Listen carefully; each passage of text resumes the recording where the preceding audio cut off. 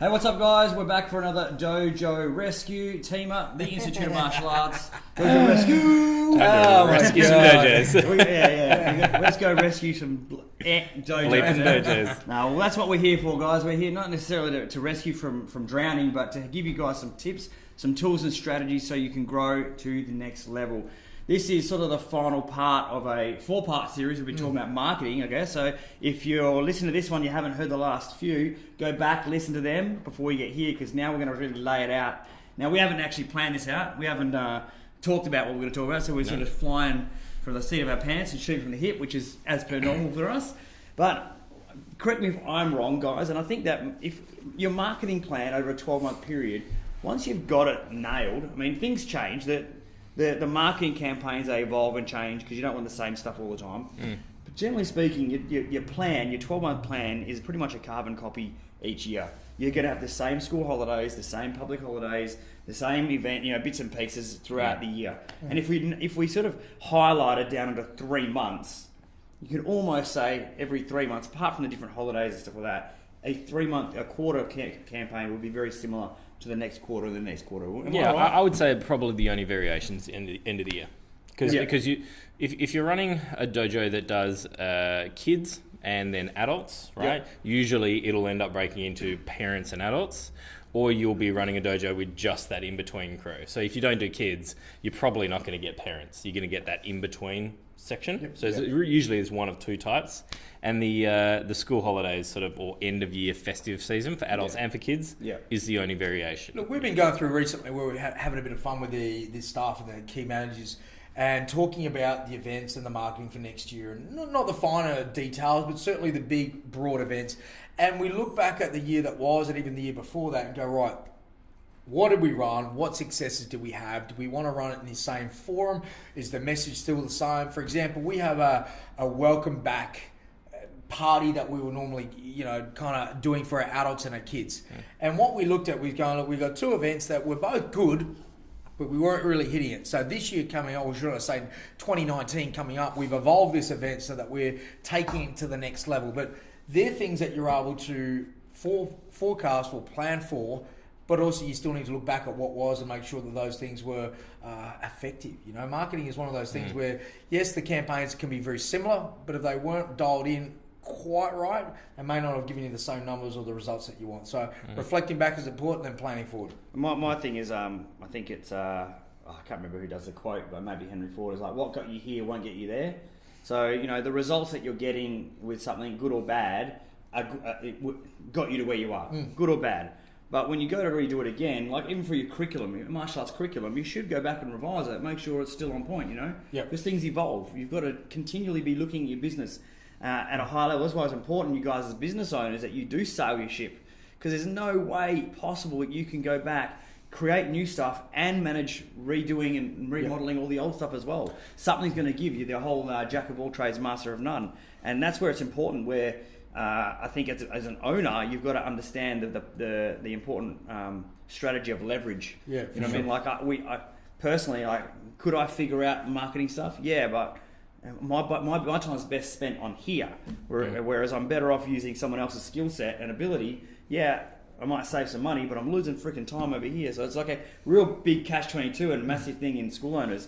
And that's, again, in your marketing plan, we're talking about marketing. Well, what about your personal development? What about your staff development as well? That's all got to be in your marketing, in your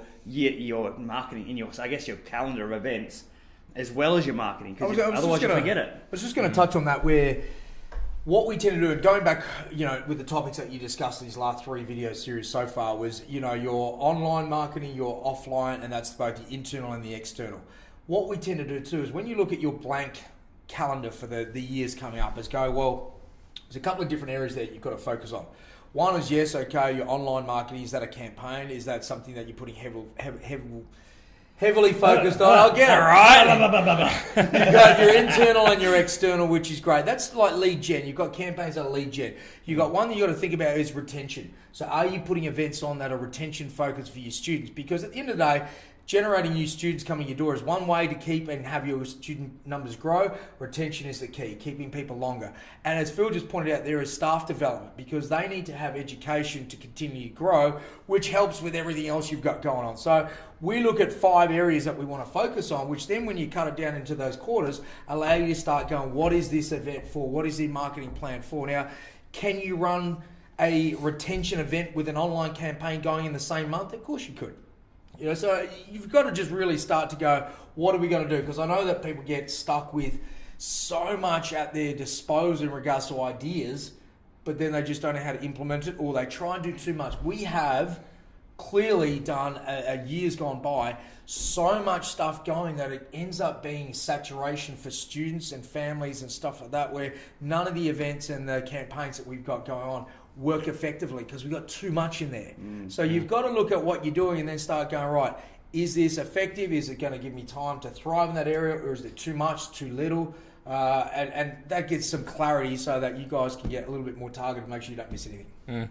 And I think, like, if you guys are looking at your next year coming up, because this will come out in a little while, think about, for your offers of getting new people in, what would you want, right? If you were joining Dojo to start with, what would you want out of that? Would it be ease of entry? Would it be a little package to get you started? Would it be being followed up enough so that you felt like you were actually being welcomed into the place? If you're going to run events, do you want to have a social event that has nothing to do with martial arts once a month so that people can actually spend that time and chat? Especially, like, because martial arts dojos are all different. Some of them will run out of school halls or out of other premises where you've only got that time and people can't chat after. Yep. Do you want to have those social events because you're a club, you know? And what is, you know, we often talk about community as part of product, right? How do we add that community into the package, and how do we then display that to people as they come in? So if you're thinking about your offers or your marketing campaigns for the next year, or scheduling it over a year, think about what would you want as a customer at different times of the year, or as different customers. That would be my number one piece of advice. I'd also look at, so if we're talking about, you know, internal now, referral, not that this is a referral thing, this is more of an internal give back to your students thing. Like, you want to do your social events, your fun things like Dark Light Laser, go to the water park, you know, Black Belt Club upgrade things and stuff like that. But what happens is, and we've done in the past, where you focus on an age group too often, and it's, again, saturates them out. We'll talk about that. So what I think is a plan as a give back to your current students is every 3 months it rotates. So let's just say January you're focusing on the little kids, February you focus on the teenagers, and then March you focus on the adults. So that by the time that the adults come back around, you know, the 3 months has passed. Every 3 months an adult will have some sort of fun thing to do that's an add value, give back to them. If you're doing something every month for adults, well, you're going to get less numbers and probably burn out, and it just becomes much the same. So I think if you're looking at something like a social thing, every 3 month rotation, January little kids, Feb and March, and rotate that, little kids, teens and adults. Look, something to do, guys, as well, is throw everything on there and then start taking things off, rather than try and think about being selective first. Like brain dump. It's like anything. Just get it on there, and then you start realizing, ooh, it's pretty heavy, okay? We'll start putting that into the wish list pile, start putting to the side, so you don't forget it. It's just some of those things you may go, well, look, next year we may run these instead. But certainly just dump it on there and start to go, wow. Or again, you may go, I don't know what to put on there. And that's where you reach out to people and find out different ideas they've got going on, because we have so much stuff that we have available to do. Depends on the season, depends on the year, depends on the time of year. Timing's a vital part to have some of these campaigns be really effective. So again, if you've got any challenges with this, certainly reach out to us. We'll be able to navigate and steer you through those roadblocks and challenges and really make this plan work for you. Without diving too deep, guys, obviously we're approaching Christmas. By the time someone's listening to this, if they're watching it as it gets released, I think we'll be approaching Christmas. What are we doing? Like, what's going on right now? And hey, you know what? The stuff that we're about to tell you might not even work very well, but we're willing to give it a crack anyway, you know? So I actually think they're going to work really well, to be honest. We know it's going to kill. We'll make it work, that's the thing. We'll make things work. But look, what have we got planned? What are we doing? Without going deep into what the terms and conditions of everything, what campaigns are we doing over the next sort of November, December, January? Well, we're coming to the end of our referral campaigns, which will be drawn in December. what we've decided to do is heading into those challenging times over the Christmas period for most businesses, and again for people losing motivation.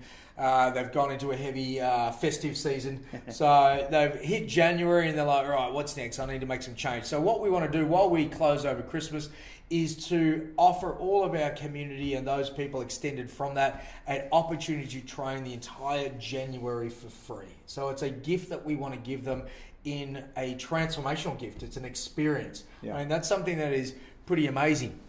Just segueing on that one, it was actually quite interesting. My wife at the moment has gone away from giving kids toys and giving them an experience for Christmas, because there are so many toys that just people get that sadly get put to the side, get used once or twice, come again the following year, and then now they're gifting those gifts to the Salvation Army or something like that. Whereas an experience is a life-changing moment. It's a memory that they can last and draw from forever. Tell Dee that I wouldn't mind the experience of a Ferrari, probably around 200,000 mark. Do you know there's a statistical backing to that, right? That concept that Visa did a study about a year ago, and there's been a 60% shift in the way that people consume from tangible goods to experiences. So that's like a real life example. Oh, look, I know. And this is where, seriously, with what we're about to do, is we're giving away an experience to people. And it's a free thing that we do. So somebody can, gift that, pay it forward, honour somebody else, transform their lives in whichever way. But it's something we're doing for our entire community that is extended far beyond the Waima reach. But, it's something we want to do. And that's a way to do the right thing. But you know what? I guarantee those who experience that opportunity may want to hang out and continue to experience that opportunity. And that's where we can potentially get that lead gen and stuff like that from it. But that's not the primary. So that's one. And then to back that up, the next one is you restart your fitness. Right? So we're doing a restart that's coming up straight after in sort of middle of Feb, I guess. So that's a 6-week program. It allows people to get into the gym and restart after festive season, which is good. So you can overlap those slightly, but the marketing will be separate, right? And then after that, we've got Friends Train for free, and so on and so on. So really, when you think about it, there's 3 different touch points. There's reaching out to the community and saying, hey guys, Waima's it's Christmas, we want to give something, train for free in January, right? We're also then doing a restart, which is, again, that's probably community and internal. And then we're doing internal, which is a give back to our students. We're saying, hey guys, reach out to your buddies, let them train for free. We want to give back to you guys. Share the gift of martial arts, get them to come in. Kids and adults train for free with your mates. And a lot of this stuff is not heavily burdened with financial outlays. There are some costs that go with it, obviously, with some marketing bits and pieces. When you look at the ROIs, the breakdown, for example, we just did a Parents Train for Free campaign just recently, and you look at, I would say, a fixed cost, including uniforms and bits and pieces. Just at this location, our main headquarters, we had 50 parents register, put that down, and go, I want to do it. Let's even retail amount, $50 for a uniform, okay? It's not a lot, $2,500 in that. Let's include some staff wages and bits and pieces to manage all that. Let's bump that up to $5,000. Out of those 50 parents so far, we've got 30 that have committed to paying and training. Now, we charge, on an average, a yearly fee, about $2,500 for a year. So 30 times 2,500, okay? I'm going to let you guys kind of fill in those gaps there, because you've got a pretty significant amount that we've got in that regard. From a $5,000 outlay to pretty much, okay? 90K. You got a hell of a lot of money that's coming through here, guys, where you guys are starting to realise a investment which may seem massive at the start, really isn't that big when you look at the return on investment that you get at the end of it. And not only do we have students, the mojo on the dojo is awesome. Look, parents are pumped, the classes are pumping, families are engaging more. When the families are entertained, when a family kicks together, they stick together. I've got all the pumps.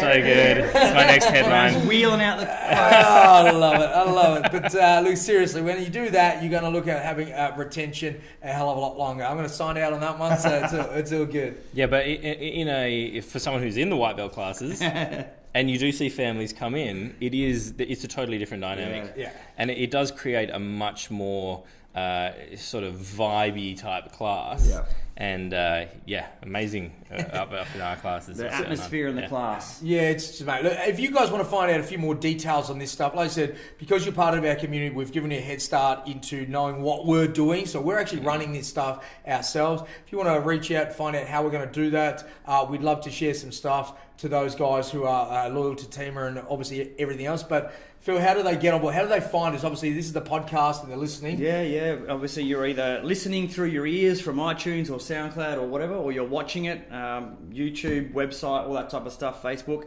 But if you really want to tune in and contact us, just head to our website, guys. You can either go to the Contact Us button and reach out to us and tell us what you're after, or you can go and check out all the media there, or you could also just get some access to some of the free courses that we have to help you grow your business. And then obviously at a high level, if you are wanting us to help you with your business so you can shortcut your way to success, you can reach out to us to the various options that you have and be part of the TIMA team. But that's us signing out for this particular podcast, guys. Hope you guys have enjoyed the last few episodes about marketing. If you do have any questions, again, wherever you're watching this, SoundCloud, iTunes, Facebook, wherever, comment, ask questions. We'll get back to you. Other than that, stay tuned for the next episode, guys. We'll come right back at you. Ciao.